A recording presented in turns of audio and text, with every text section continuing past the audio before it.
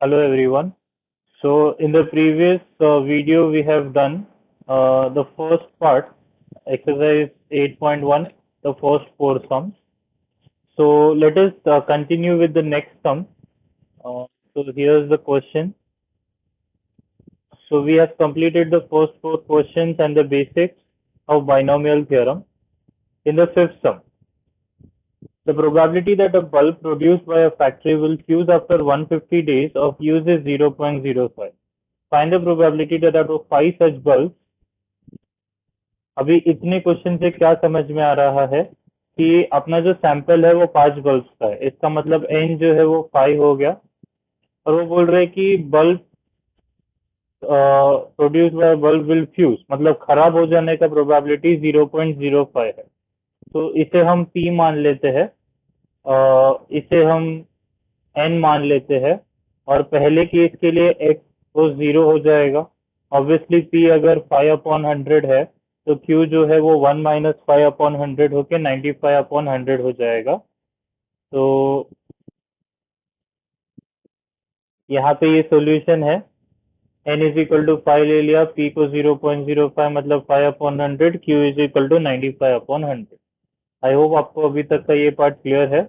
इसके बाद सबसे पहले केस में उन्होंने बोला है कि कोई भी खराब नहीं हो, तो x को 0 ले लेंगे।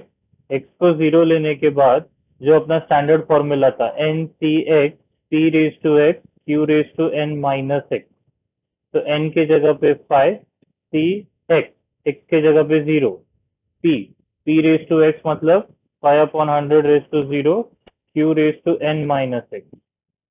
अब अब ये पार्ट तक आपको समझना इंपॉर्टेंट है। इसके बाद हम क्या कर रहे हैं ये हमारे ऊपर है। अब मैंने इस तरीके से ऐसे इसलिए सॉल्व किया है क्योंकि पीछे का आंसर जो है मुझे मैच करवाना था। अब एग्जाम में आप अपनी तरह से अप्रोच कर सकते हैं, कोई इश्यू नहीं है। बस आपको सिंप्लीफाई करने का सही तरीका आना चाहिए। जैसे अभी तक यूज टू हो जाना चाहिए कि अगर ये 0 आने वाला है तो बेसिकली आंसर इसका 1 ही होता है हमेशा, तो ये सब कट करके ये 1 ही होने वाला है।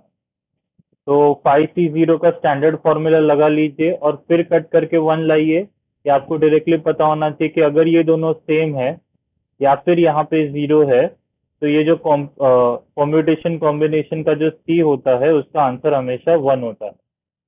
मैं वापस रिपीट करता हूँ, अगर ये नंबर और ये नंबर सेम है तो वो कॉम्बिनेशन का आंसर हमेशा 1 होता है। अगर ये नंबर 0 है तो वो कॉम्बिनेशन का आंसर हमेशा 1 होता है। आपको नहीं याद रहता है कोई बात नहीं, आपको जो स्टैंडर्ड फॉर्मूला है वो अप्लाई कीजिए, आपको सिंप्लीफाई करके वो 1 ही आ जाएगा वापस। तो ये पूरे चैप्टर में कुछ भी नहीं है, सिर्फ बेसिक जो लॉजिक है वो समझना है। तो ये सब में भी ध्यान से समझिए कि उन्होंने 5 सैंपल्स लिए हैं, इसीलिए हमने n को 5 लिया। उन्होंने बोला कि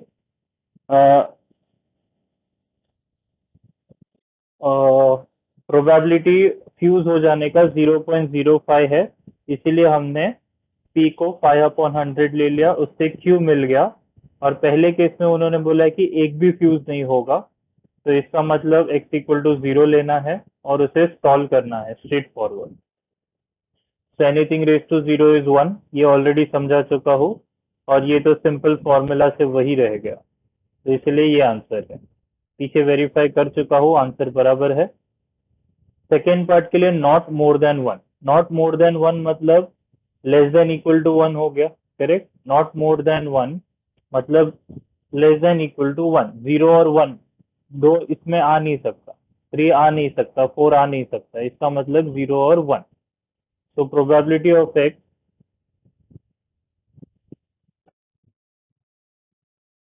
yeah, less than equal to 1 is x equal to 0 and x is equal to 1। उन्होंने बोला था not more than 1 should be defective। ये जो पूरा स्टेटमेंट है यहाँ पे है not more than 1 will fuse after 150 days। not more than 1 is 0 and 1, तो 0 and 1। तो 0 के लिए हमने अभी अभी पूरा सॉल्व किया, इसलिए मैं डायरेक्टली यहाँ पे आंसर लिख देता हूँ। और 1 के लिए वही मेथड से आपको सॉल्व करना है। तो 5C1 को भी आप सिंप्लीफाई करेंगे तो वो 5 मिलने वाला है। ये भी मैंने डायरेक्टली लिखा है, आपको ये फॉर्मूला यूज करना है। 5 फैक्टोरियल मतलब एन सी एक्स का फॉर्मूला है N factorial upon X factorial और एन माइनस एक्स फैक्टोरियल, जैसा यहाँ पे किया है। आप कट वगैरह सब करेंगे तो आपको 5 मिलेगा। ये हो जाएगा 5/100 और ये हो जाएगा 95/100 n minus x, which is 5 minus 1 4। तो this is as it is. यहाँ पे थोड़ा सा सिंप्लीफाई किया और फिर क्योंकि मुझे पीछे आंसर मैच करवाना था इसलिए मैंने ये प्रोटोकॉल फॉलो किया है। आपको यहाँ तक आना चाहिएगा, इसके आगे आप क्या करते हैं सिंप्लीफाई करने के लिए वो आपके ऊपर है। बट अभी के लिए मैं सजेस्ट करूंगा कि जैसे मैंने किया है वैसे आप हर एक सम को सॉल्व कीजिए। एग्जाम में यहाँ तक आपका लॉजिक समझना जरूरी था, इसके आगे आप आपके हिसाब से कर सकते थे। थर्ड पार्ट में उन्होंने बोला है at least one should be defective. I think let's check. या मोर देन वन मतलब एक से ज्यादा। सो वो हो सकता है 2 3 4 या 5। अब 2 3 4 या 5 कैलकुलेट करने से अच्छा वन माइनस जो इसमें नहीं आया वो करते हैं। मोर देन वन में क्या आ गया 2 3 4 और 5। तो क्या नहीं आया 2 3 4 5 को छोड़ के कौन है 1 है और 0 है। तो इसका आंसर हो जाएगा 1 माइनस 2 और 1। अब 0 और 1 आंसर से ऑलरेडी अपने पास जो सेकेंड वाला था वो वही तो था 0 1 का आंसर ये है। तो ये तो डायरेक्टली आ गया 1 माइनस दिस। और जो लास्ट है एटलीस्ट बोला मतलब वन या से ज्यादा। देखिए मोर देन वन मतलब वन से ज्यादा, मतलब वन नहीं आ सकता है। 2 3 4 5 एटलीस्ट वन मतलब वन भी आएगा, तो 1 2 3 4 5। वापस ये सब करने से अच्छा इसमें कौन नहीं आया है 0 नहीं आया तो 1 माइनस 0 वाला कर सकते हैं। लेकिन 0 वाला तो फर्स्ट पार्ट में निकाल ही चुके हैं, तो आंसर है 1 minus probability of X equal to 0। और एक्स इक्वल टू 0 का वैल्यू हम निकाल चुके हैं फर्स्ट। तो ये सम्स आप खुद ट्राई करेंगे ना नोट देख के तो आपको बहुत अच्छे से समझेगा। उसके बाद आप आगे का वीडियो फॉरवर्ड कीजिए। This is my suggestion, just see the note and then try to solve the sums on your own and then listen to my video. So we are moving on to the next question, which is the sixth one. Sixth one में उन्होंने बोला है कि bag consist of 10 balls each marked with one of the digits 0 to 9. If 4 balls are drawn successively with replacement from the bag, what is the probability that none is marked with the digit 0?